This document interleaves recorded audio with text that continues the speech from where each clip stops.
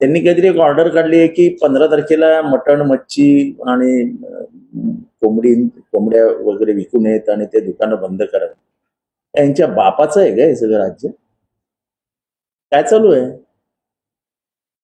आता लोकांनी कधी काय खावं, दुकानदारांनी कधी काय विकावं, याला काय शॉप अँड एस्टॅब्लिशमेंट कायद्यामध्ये काय बंधनं दिलीत का कोणी?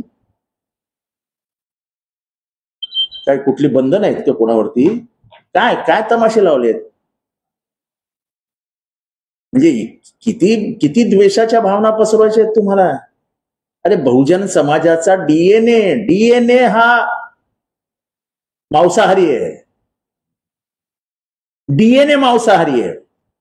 आणि मनुष्य प्राण्याच्या दातांची रचना बघितल्यानंतर कुठल्याही कोणालाही शास्त्रज्ञाला विचारा की त्याच्या दाताची रचनाच ही मुळी मांसाहारीसाठी आहे.